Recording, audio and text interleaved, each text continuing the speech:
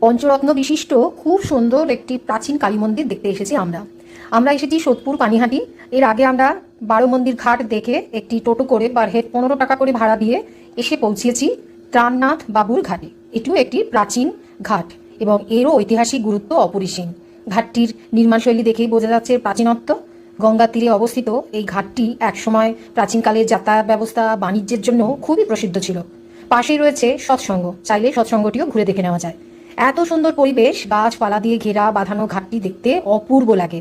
পাশেই নদীর শান্ত আঁকি হাওয়া বা সুন্দর পরিবেশ মনকে একদম খুব একটা আধ্যাত্মিকভাবে পৌঁছে দেয়। ওই যে দূরে দেখা যাচ্ছে কালী মন্দির, ত্রাণনাথ বাবুর ঘাট আর সংলগ্ন এই কালী মন্দির, অপূর্ব এক কম্বিনেশন যাকে বলে। গেলে মন ভালো হবেই। হালকা বৃষ্টি পড়ছিল, তাই আর সিঁড়ি দিয়ে নিচে নামার চেষ্টা করিনি। এই জায়গাগুলোতে বসে থাকা যায়। সকালবেলায় শুনেছি মন্দিরটি খোলে সকাল, একদম খুব সকাল সকাল খুললে এবং দুপুর 1টা অবধি, আবার বিকেল 4টে সাড়ে 4টে থেকে সন্ধে হয়তো 7টা সাড়ে 7টা অবধি।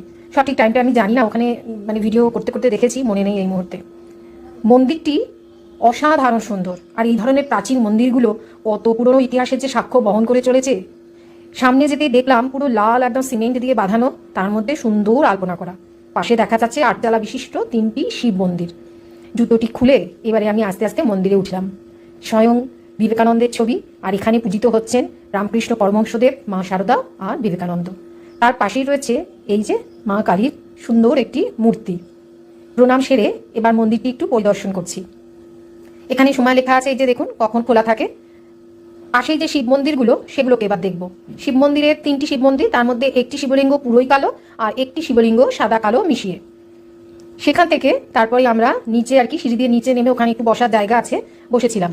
তবে খুবই বৃষ্টি পড়ছে দেখে একটু অসুবিধা হচ্ছিল। যাই হোক, তবুও ঠান্ডা ঠান্ডা পরিবেশটা বেশ ভালোই উপভোগ করছি আমি আর আমার হাজব্যান্ড। এত সুন্দর গাছপালা, পাশে নদী বয়ে যাচ্ছে। প্রাচীন আর কি এই সমস্ত মন্দিরগুলো কত প্রাচীনত্ব বহন করে নিয়ে আসে, কত রকম ইতিহাসের সাক্ষ্য আমরা এই মন্দিরগুলো দেখে জানতে পারি। খুবই ভালো লাগছিল। দারুণ একটা সময় কাটিয়ে তারপর ফিরে এসেছি।